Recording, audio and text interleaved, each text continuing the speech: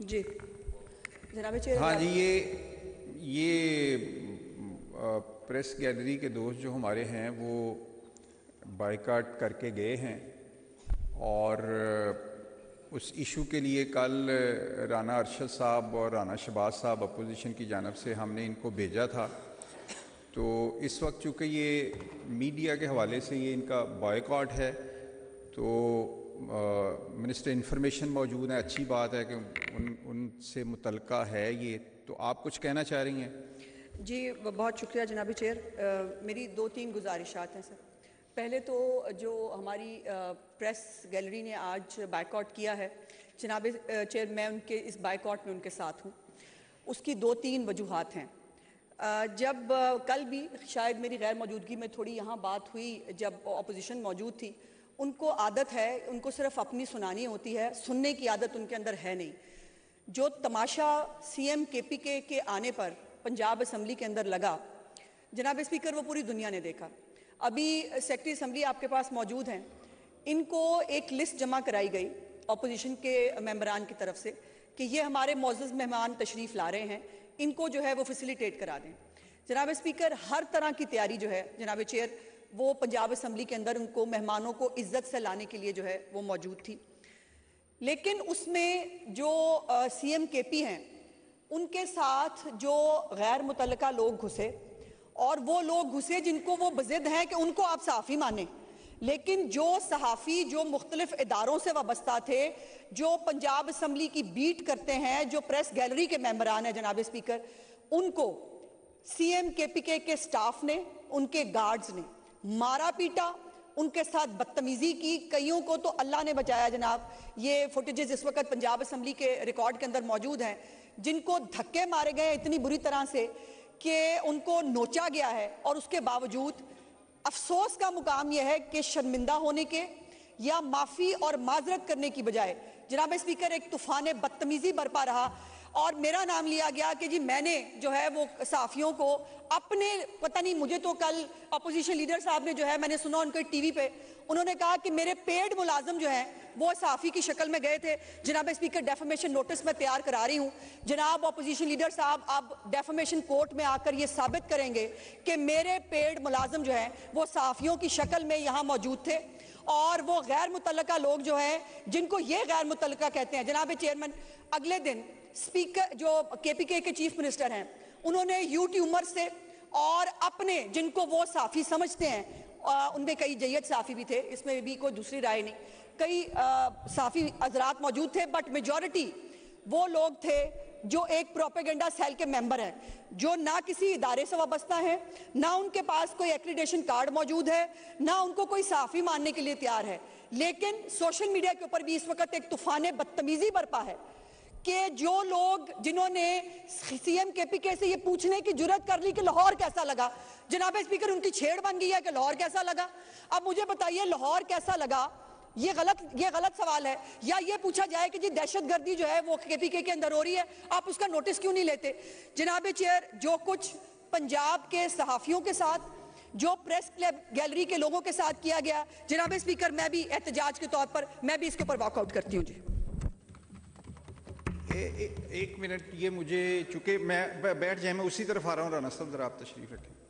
कल भी, आज ये दूसरा दिन है कि सहाफ़ियों ने बॉयकॉट किया है, और उन्होंने बॉयकॉट किया है जो कल यहाँ एक फाजल मेंबर ने बकाऊ मीडिया कहा। मैंने वो अल्फाज हैं वो कार्रवाई से हज़फ कर दिए थे, बकाऊ मीडिया वाले, लेकिन बहरहाल वो उनका जो तकरीर करने का यहाँ हक था उसको एक्सरसाइज किया उन्होंने, और ये लफ्ज़ इस्तेमाल किया। जी, इसके ऊपर मैं गुजारिश करना चाहती हूँ जनाब, ये बहुत इंपॉर्टेंट चीज़ है जो मेरे दिमाग से स्किप हो गई इस वक्त बात करते हुए। जनाब चेयर, जो एक दिन हुआ, चले उसकी माजरत, कोई शर्मिंदगी वो एक्सपेक्ट की जाती थी, नहीं हुई।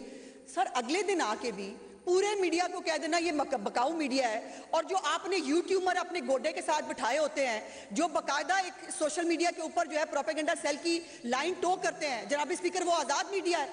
पूरे मीडिया को बिकाऊ मीडिया कहना मैं इनकी बकाऊ जहनियत की निशानी है। ये जो खुद बिकाऊ होते हैं इनको बाकी लोग बिकाऊ लगते हैं। और जैसे मैंने गुजारिश की कि जो उन्होंने मेरे पर भी इल्जामात लगाए हैं, अब ये हिम्मत करके डेफेमेशन कोर्ट में आएंगे और आके इन इल्जामात को साबित करेंगे।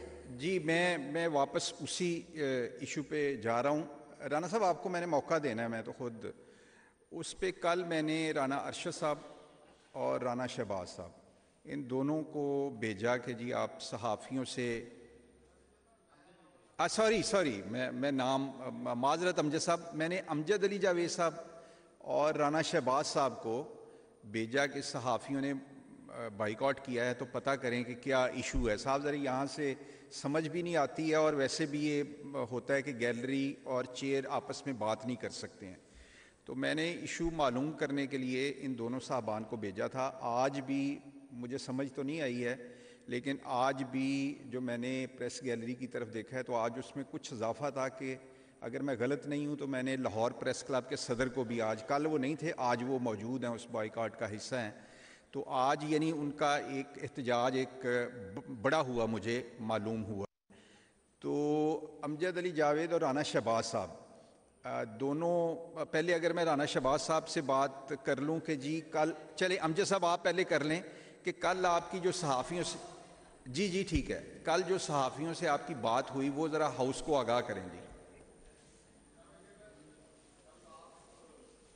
मुताबिक मैं और राना शहबाज साहब हम गए थे सहाफ़ी दोस्तों के पास, तो उनका यही शिकवा था और बजाय शिकवा था कि हमें बकाऊ कहा गया, हमें डीफेम कहा गया, हमें जाली सहाफ़ी कहा गया।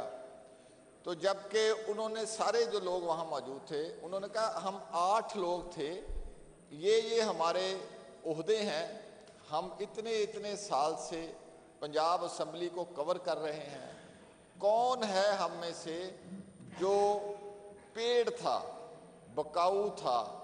बहरहाल उनके जज्बात थे, वो अपने जज्बात का इजहार कर रहे थे भरपूर तरीके से।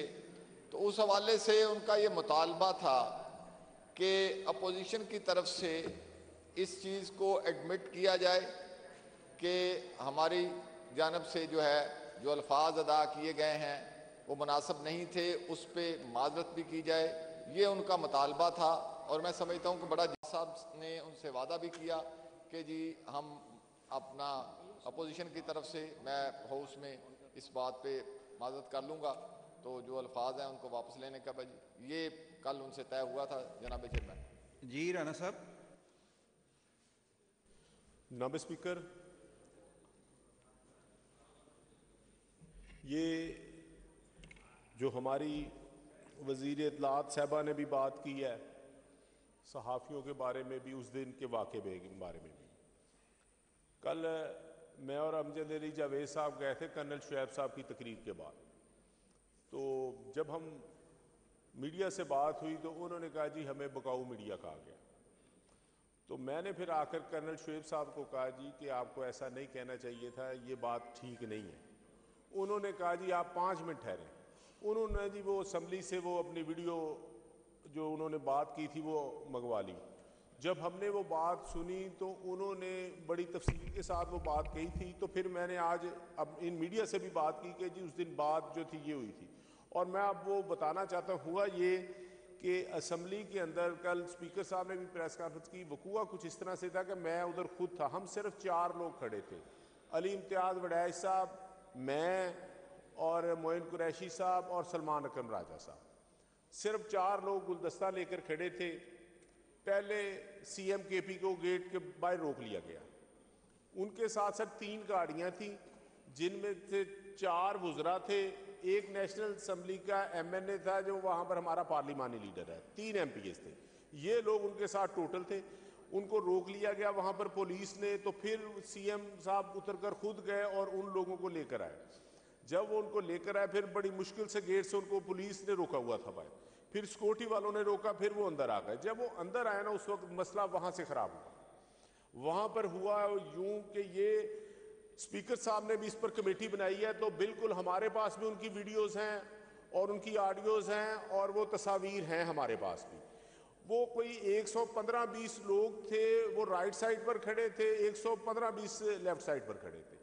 उन्होंने आकर कैमरे उठाकर गाड़ी को घेर लिया। तो कर्नल शुएब साहब ने भी कल अपनी बात में यही कहा कि हमने 2 साल से ये लोग असम्बली में नहीं देखे। सर, उनकी तहकीकात होनी चाहिए कि वो लोग कौन हैं।